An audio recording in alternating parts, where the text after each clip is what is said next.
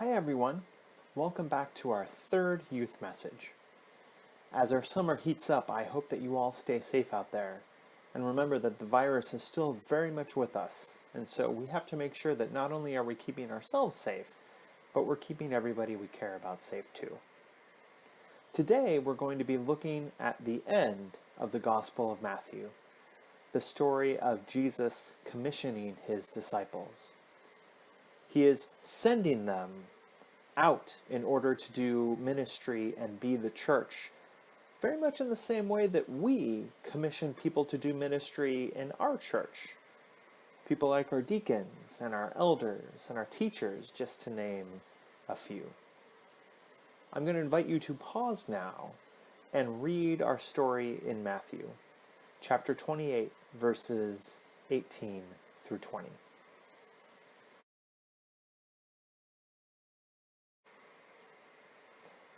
The story today is one in which Jesus gives all the power to his disciples that he has in order for them to go out and do what he did. Teaching students the way of Jesus, helping to heal the sick, giving clothes to the naked, feeding the hungry, freeing prisoners, giving sight to the blind, that is, helping people who can't see what's in front of them, so to speak, be able to see.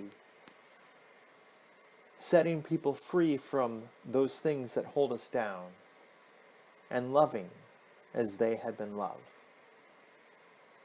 And that's the same thing that Jesus does for us as his disciples in the here and now.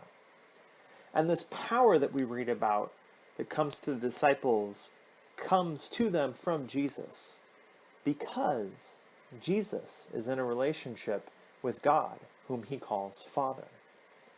And just as Jesus is in a relationship with God, so too we are in a relationship with Jesus, and thus also to God.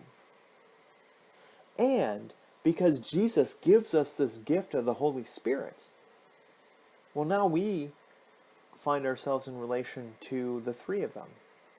And this relationship is where the disciples, then and now, get the power, that is, the ability to do all of those things that we, as people who follow Jesus, are supposed to do.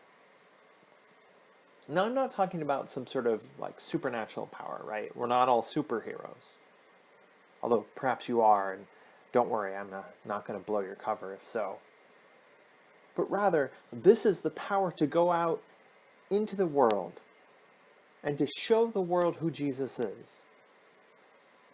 And through that, through him, who God is.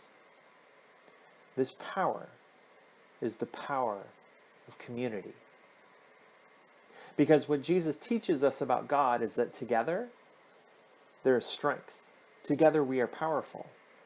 And that's true of the church as well. Because when we're together, we can do some pretty amazing things. And I'm pretty sure that's something that our world needs very much right now, doesn't it? There are so many hard things going on right now.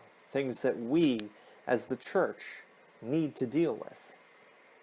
Now alone, these things are too big for any one of us. But together, we can do mighty things. And together, we have the power to make the world more like the world that God would have for us. So friends, let's help make that world together. Amen.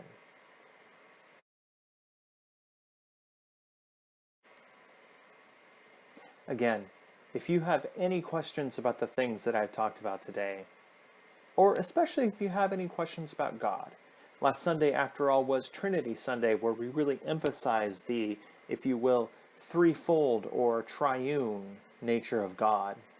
That is, those three persons of God the Parent, God the Child, and God the Spirit. And that's not always the easiest concept to grasp.